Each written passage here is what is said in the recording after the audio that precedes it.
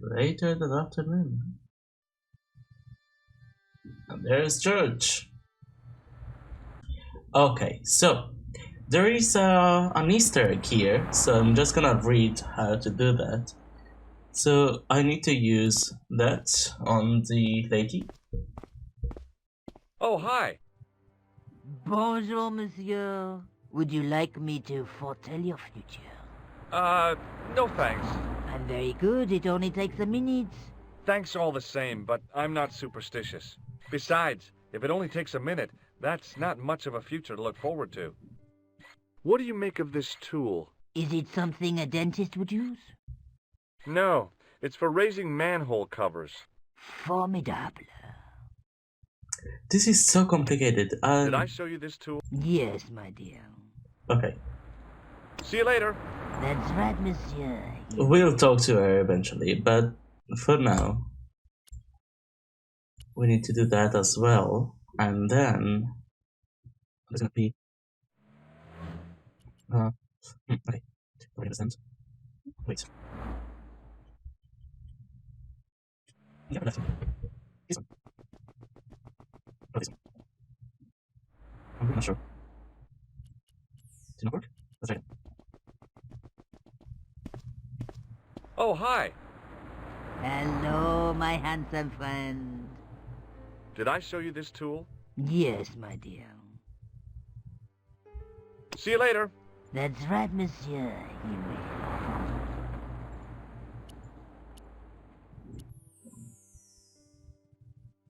Oh, there we go. Hey, did I ever tell you the one about the old Irish couple in the lottery? No, but I think you're going to. Okay, there's this old Irish couple. They've been married forever, like 50 years, and they win the lottery. And they think, what are we going to do? They give some money away, but they're going to have themselves a holiday to Paris. So they fly off to Paris, first class. They stay in a beautiful hotel, and one day they go up the Eiffel Tower, and they get all the way to the top.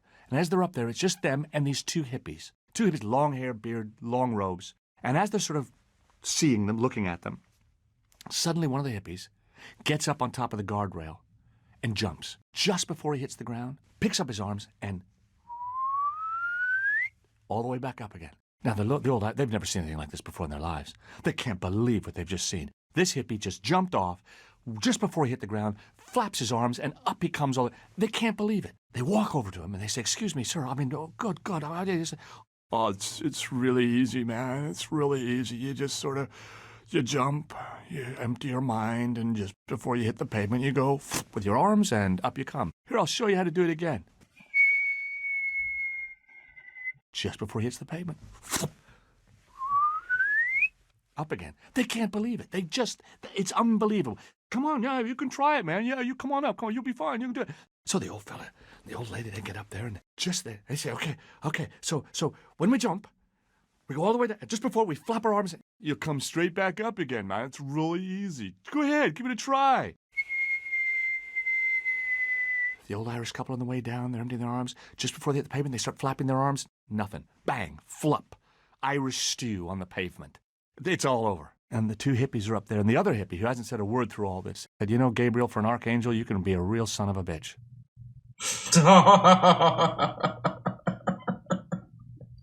Okay, I thought until now that it was gonna be that they were just doing bungee jumping and there's a code that they didn't tell the Irish people that there was a code, but no, an archangel, Archangel Gabriel. Like, okay, that was the Easter egg. Now we can talk to the lady. Oh, hi. Hello, my handsome friend. Okay, let's talk about. Do you know a Nico. young woman called Nicole Collard? Yes, I do. She lives upstairs from me in the apartment block across the street. The door isn't locked, but you'll need to give it a gentle nudge. It sticks, you see, because of the damp. The landlord said he'd fix it before winter sets in. He's been saying that for 3 years. Yeah, that sounds like a landlord. How long has Mademoiselle Collard lived here? A few months. She's in for a shock when the cold weather comes. Drafty windows, insufficient heating. It's a struggle to keep warm. The only reason I stay is because the rent is cheap. Your young lady, she deserves better. Oh, I thought she Mademoiselle does. Collard was a That's successful true. photographer. Not as successful as she makes out for all her fine clothes. Oh, Oh, come I've on. heard her crying herself to sleep at night. That's Oh. awful. Now don't you let on that I've told you. She's proud, that one. Too proud, if you ask me. I love Nico. Poor Nico. She does deserve better. Have you seen anyone out here watching Mademoiselle Collard's apartment? Yes, I have. A strange man. Tall and thin as a broomstick. He kept his face hidden, but I saw his eyes peering from evil little slits. How was he dressed? A long brown raincoat with an hat. Or like Humphrey Bogart? Yes, but he didn't have Bogart's charisma. Besides, this guy looked like he needed a toilet. You never saw Bogart clenching his buttocks like that. Okay. Is there anything else you can tell me about Mademoiselle Collard? No, monsieur. Okay. Are the flowers for sale? Oui, monsieur. Okay. I'll take a bunch of those white ones. I wouldn't do that if I was you. No? They are lilies, monsieur. Some people associate them with death. Yikes. Thanks for telling me. What other flowers do you have? Dahlias? What do they signify? Insecurity? I don't want to give her the wrong idea about me. What about the tall yellow ones? Those are iris, the flame of passion. And the little yellow ones? Sensuality. Well, they're no use to me. I want to make an impression, not jump down her throat. Oh, that is flower language for you. I've changed my mind. Will you tell my fortune? You're going on a long journey. My, oh my. What a surprise. Can you tell me anything I don't already know? How does this fortune-telling routine work? If I knew that, I wouldn't be selling flowers for a living. Haven't you ever wondered That's why you fair. were blessed with the gift? Well, it's a bit like satellite television, I suppose. Some of us are born with a built-in receiver dish. I just happen to be one of the lucky ones. Can you really foretell the future? Only time will tell, monsieur. The strange thing is, I can't seem to see myself in the future. Other people, I have no problem. But when I try to see what might happen to me, nothing. That must be scary. Maybe. I figure it's a kind of natural safety mechanism. Either that, or I don't have a future. Oh, that's sad. Do you recognize this nose? No, monsieur. That's weird that this music is happening now. You'll see later why this music has a place at some point in the future, but it's weird that it's happening now. You'll see. What can you tell me about this tissue? Nothing. What can you tell me about this material? It's a very expensive piece of cloth, monsieur. See you Okay. later. That's right, monsieur. You will. Let's go. Remembering the flower seller's advice, I pushed the door gently just above the lock. Hi. Bonjour. I'm glad you could make it, monsieur. Please, call me George. Fine. I'm Nico. Take a seat, George.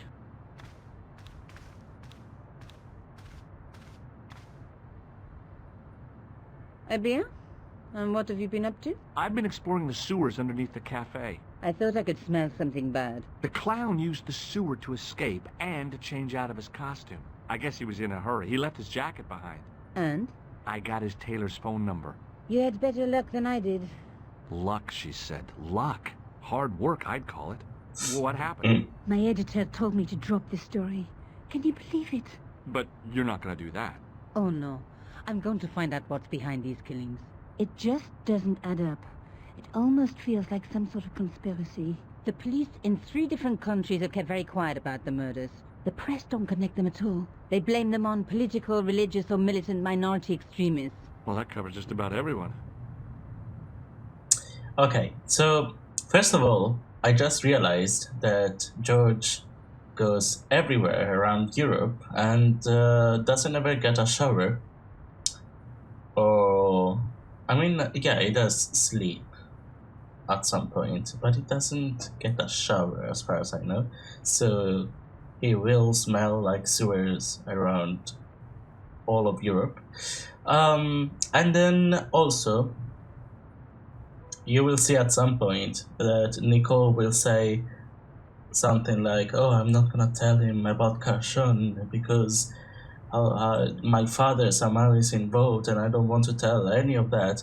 But the real reason is just that all of this is part of the original game, and it would have been too much to rewrite the entire story to add Carshon and the mime and all of these fine things that Nico is doing. So they just add a few things like, "Oh, I'm gonna keep it a secret," because that is much easier.